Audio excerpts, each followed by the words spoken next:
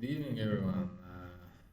Finally, I can create some videos, and I'm out from my kitchen office to a better place where I can make some videos and I can talk and more about about hockey betting, and all stuff which we love very much. So yeah, in this video, I will try to talk a little bit less, and then in this video we'll focus on first weeks in NHL, and maybe one more video I'll create later this week where I will talk about Euro hockey, which is quite crazy right now, but all that I will talk in some other videos. And first of all, I would like to look at tables and see what is surprising me and what is not surprising me too much, and definitely, which is big surprise for me, is that Philadelphia is started this season very well, and they're currently in second. But of course, we know that season is long, and we will see. But it's pretty clear that Telecom and team is playing different hockey, and old-fashioned team, which I like to say is Pittsburgh, and they are in first place currently, and they're playing quite crazy right now. But now, yeah, they will be on the road now, and. I think their game will stop, and their productivity maybe will stop as well, but who knows. But yeah, these are currently two teams which are pretty much surprising me, but I think less. Maybe Islanders could be a little bit higher in this one, but we'll see. Season is long, like I said, and we'll see how things will go. Yeah, and in this one, maybe someone thinks that third place for Buffalo in this Atlantic is very impressive, but I would like to remember. We need to remember that Buffalo is starting all last couple seasons very strong. I think in last season or 2 seasons ago, they had a 10-0 run in the first 10 games, something like that, and. That's what they do. They play very great in the start of the season, and very great in the end of the season when pressure is gone, and when they know that they won't play in playoffs, then they start to play great. And currently they are playing good, and they're playing great when they are in a far road. They're playing against big teams on the road, and they're winning them, and that's quite surprising and great for sure for them. But Tampa as always starting slow, but we will see probably them again in in the Stanley Cup final. But I hope no, but we'll see how things will go. Boston is heading this group, and that's not a surprise for me at all. And but yeah, we'll see how this will look later. And in this group, pretty much, yeah, Nashville. In this case, Nashville is, I don't know why they are in big Europe hangover still or what, but they are just won these 2 games in Prague, and they are looking pretty awful right now. But I'm pretty sure they will start to play good, and once they will start to play good, it will be a great time when we will catch these good odds, because odds will come higher and higher for them if they will continue to lose. But yeah, this week they have only 2 games. They have a bigger rest, and they have a time to clear their heads, and I'm pretty sure that we will see much different Nashville after these 2 games, after this rest, and in next 2 games. I mean, yeah, and actually pretty surprising that Colorado is in second place right now, and because I thought they will be pretty pretty more down in first 10 games, but they're looking good because it's very hard to play. I'm writing these previews, and it's pretty hard to play when you are a champion in last season, and you are coming to every game, and every team wants to bite to champions more than maybe other teams, and but they're doing pretty well with the pressure, and they're definitely one of the most teams who can still do good this season. And yeah, Dallas is very great. They're Oettinger and net, and there's very hard to play against them right now. And, but yeah, we'll see how it goes. And pretty much this maybe Minnesota could be higher, but yeah, with that goalie line, I couldn't give too much expectations for this team, because I don't believe in Fleury anymore, and maybe he's good playoff goalie, but now he's not too good in regular seasons anymore, and we need to look at passport and see how old he is, right? And but we'll see. Maybe things will turn around for him. For sure, he will have a better games, but in general, with that goalie line, Minnesota won't be in playoffs for sure. And the last one where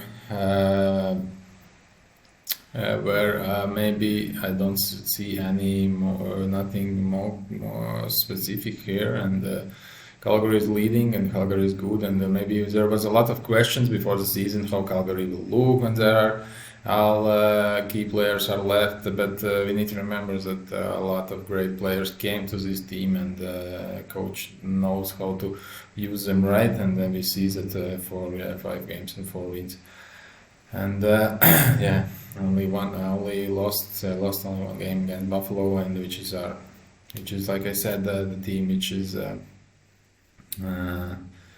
impressing all of us in first games in the seasons, right? And yeah, and Vancouver can't win games still in this season. This season, yes, but believe me, when they will find a way how to win one game, we will see these magic winning streaks like we did last season, because they need. Like their coach said, and I truly believe that they need that magic thing which will happen to the team, and the team will start to play better, and Bones will be back with them, and I truly believe, because this team is good, and Demko net is good. Maybe we don't see that yet, but we will see that during the season. It's only six games played, and they still have a lot of games to play. And we will see how things will turn around for them, and yeah, I hope to see the Ducks higher, but yeah, they had a pretty hard road now, but they will be back home, and wins will come for sure, and it will be interesting to watch them for sure. And here we can see how we did this season so far. Yeah, we started in Prague with 2 games. I tried 2 overs in these games, and unfortunately we lost both, but yeah, we beat the line here and pushed it here, and but in general, yeah, these numbers are the lines odds which we are taking before the game, and these are closing odds which are right before right when the kick puck drops, and these are closing lines. And yeah, I like numbers. I like numbers which I see here. We are beating lines pretty good, and yeah, last week there was some. I don't want to say bad decisions, because every game I like, which I'm taking. For example, here we lost Florida and Tampa. We lost odds, but we won game. But I definitely love that this under. I'm not a big under hunter, like you know. I'm more on overs, because That's the thing what I do, and just love when you can win your game before final whistle, right?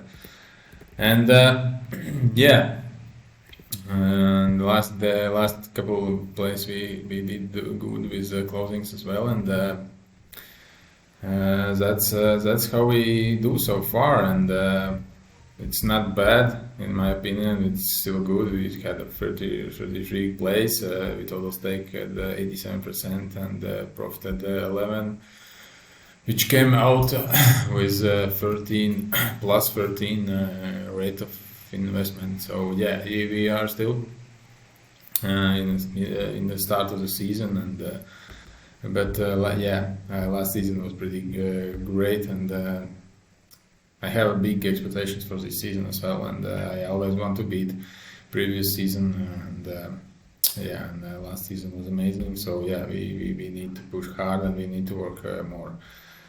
For now, yeah, and I just hope we will do good. And one more thing what I wanted to talk in this video is ESPN Fantasy League, which I joined this season, which is Latvian guys created this league, and they have a massive social media.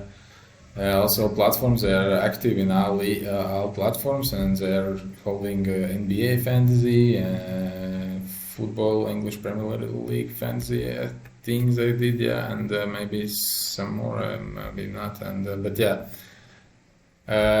it's great that someone in is doing this for Latvians, because I didn't see that something like that before in Latvia. I saw a lot of them in North America.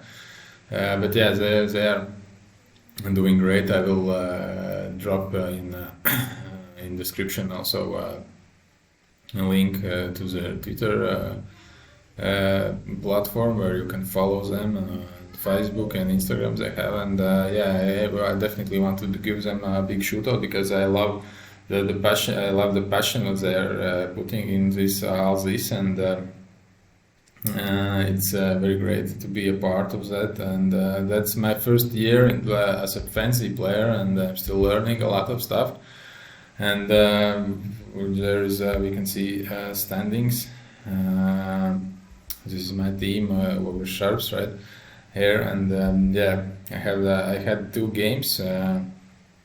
It's I don't know how other fantasy leagues are playing, but we are playing head-to-head games against each team, and one watch week is going against other team, and that's I won the first game, and unfortunately lost second game, and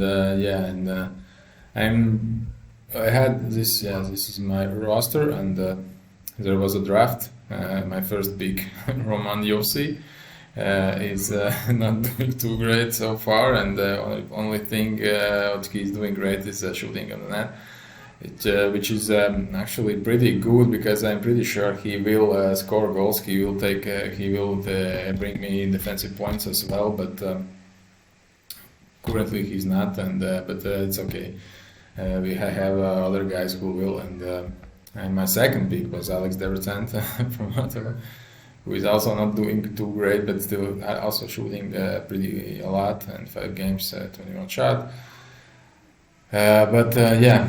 One goal, 4 assists. It's not bad, but maybe I thought he will do better, but that's not a big deal.